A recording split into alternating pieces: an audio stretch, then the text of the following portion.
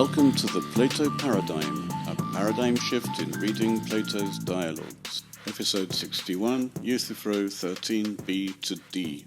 Socrates had connected the holy with his case and then asked Euthyphro which part of justice this was, and for that reason Euthyphro had said that there were two types of justice, therapeia of gods, which refers to Socrates' case, and therapeia of men, which refers to his own murder case. Socrates then began to treat therapeia as if it were techne, and asked simple questions about the expert in various forms of therapeia. The expert in horsemanship, for example, deals with the therapeia of horses. And then we had various other therapeiae of dogs and of oxen. And then he turned to holiness and respect, which he suggested was of gods. Euthyphro agreed that holiness is of gods, assuming the missing word is therapeia, the therapeia of gods, which has been associated with expertise. And Euthyphro is the expert in anything to do with the gods, despite what his family think, which is why he gives the defensive answer, egoge, for my part at least, because he knows that his family oppose his prosecution of his own father. What Euthyphro hasn't noticed is that this therapeia which they're talking about, which is actually techne, what Euthyphro has failed to notice is that with this last question, Socrates has moved from the therapeia of Euthyphro's own case to the therapeia of Socrates' case, the one dealing with the holy and respect. It's not as if Socrates has forced Euthyphro to accept this. This is not an imposition. It's Euthyphro's own view that he's an expert on the gods. It does, however, ruin the distinction Euthyphro himself has just made between two types of therapeia. Socrates is about to make this point, but then he goes on with a question, and as usual, Euthyphro answers that later question without thinking too much about the first thing Socrates says. Uk un therapeia gepasa tauton diapratetai. So therapeia as a whole deals with the same thing. So far, the thing that we have seen which is the same is that each therapeia is of things, horses, dogs, oxen, gods. It's also mentioned in some of the cases, but not all of them, that the person using this therapeia is an expert. Before Euthyphro can react at all, Socrates carries on to explain how he now describes the similarity between these different therapeiae. Hoion toionde, such as this. Epagathotini esti kai ophelia tu therapiomenu, hosper horaste hoti hoi hippoi hupotes hippikes therapiomenoi opheluntai kai beltius gignontai, eu docus sisoi, emoige. Each therapeia, we may understand, is for the good and benefit of the thing being tended, just as you see, I suppose, that horses being tended by horsecraft are benefited and become better. Don't they seem to you? To me, indeed. Kai hoi kynes gepu hupotes kunegetikes, kai hoi boes hupotes boelatikes, kai tala panta hos autos epi blabeoie tu therapiomenu ten therapeanenai, ma di uk egoge. And dogs, I suppose, are benefited by dog craft, let's say, by hunting craft, and the oxen by ox driving. the ox-driving craft. Well, I say craft because that's what it really should be, but we only have the description of the techne. Here it looks like the description of therapeia. And all the other things in the same way.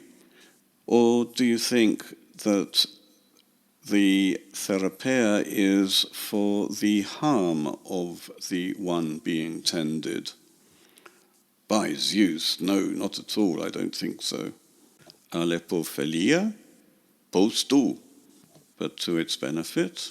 How not? There was actually a debate over the nature of techne, whether it was necessarily for the benefit of the subjects of the techne, or whether the techne simply exploited the subjects of the techne. For example, sheep could be grown, but the idea was to grow them for wool and for slaughter. It was not for the benefit of the sheep. But on the other hand, you could say that to exploit sheep properly, they do need to be as good as possible.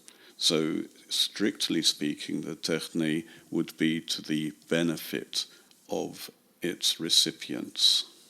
Euthyphro, being a farmer, has the ability to think for himself. He should have been able to decide that techne is not necessarily for the benefit of its subjects.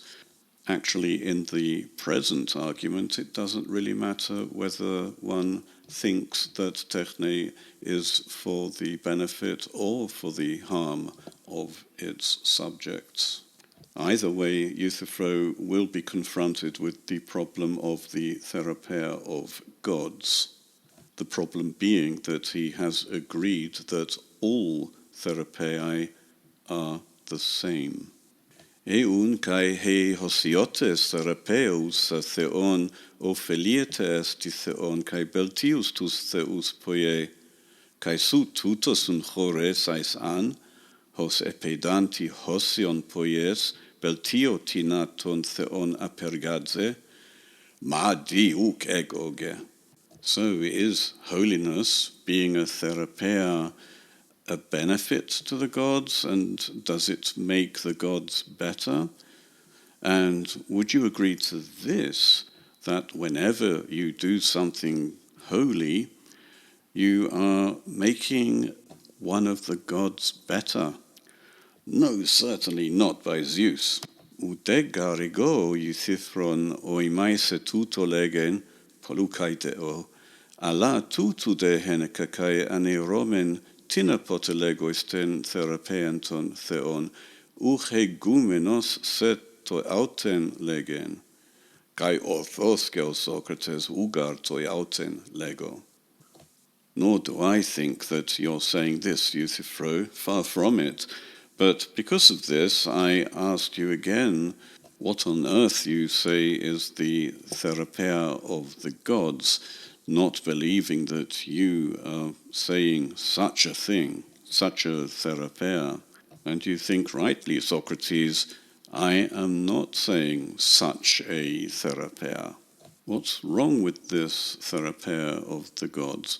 Obviously, the gods would be very angry at the idea that someone would think that he could make any god better.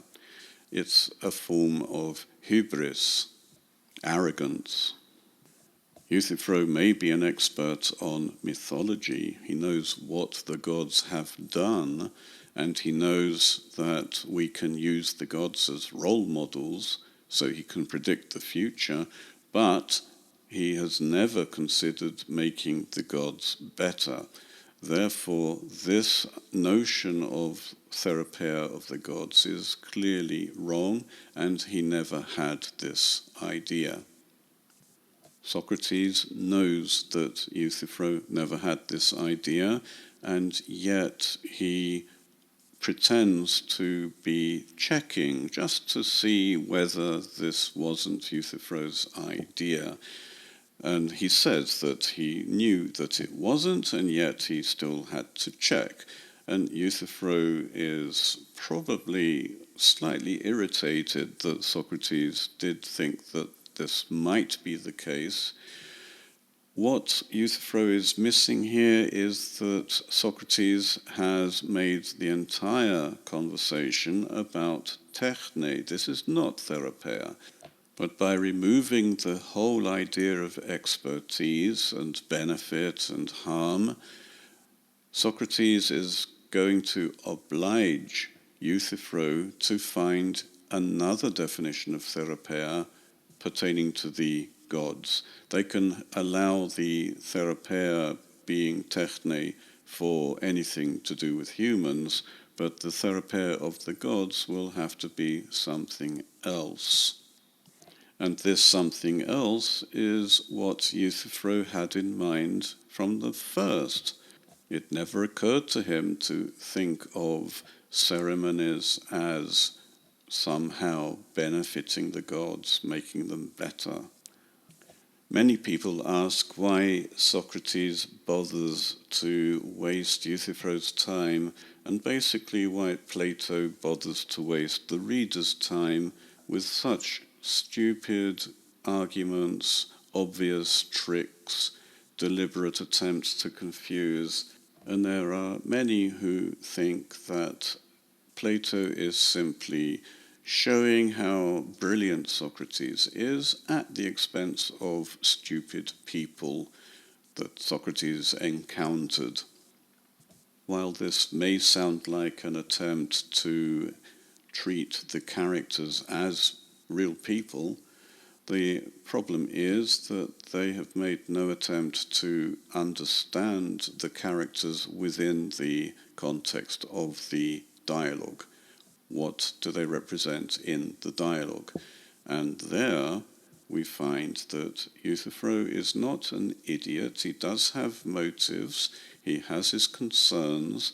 He's always thinking about his own case and how he is God-loved because he understands what the gods are about. And he never behaves as if Socrates is simply wasting his time. He certainly doesn't feel offended by anything Socrates says. In fact, Socrates has gone out of his way to make Euthyphro feel important. Socrates says that he wants to learn from Euthyphro. So the real question now is, what is Socrates doing? Why is Socrates talking to Euthyphro?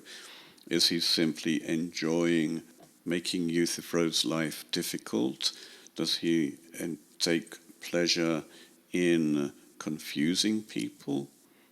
We have seen that he does lie, he does confuse, and yet there is structure in his arguments. He leads Euthyphro from one simple point to another until suddenly there's a surprise. This is not what Euthyphro expected. And this is what Socrates tries to do all the time. He tries to make Euthyphro confront his own opinions, Euthyphro's own beliefs.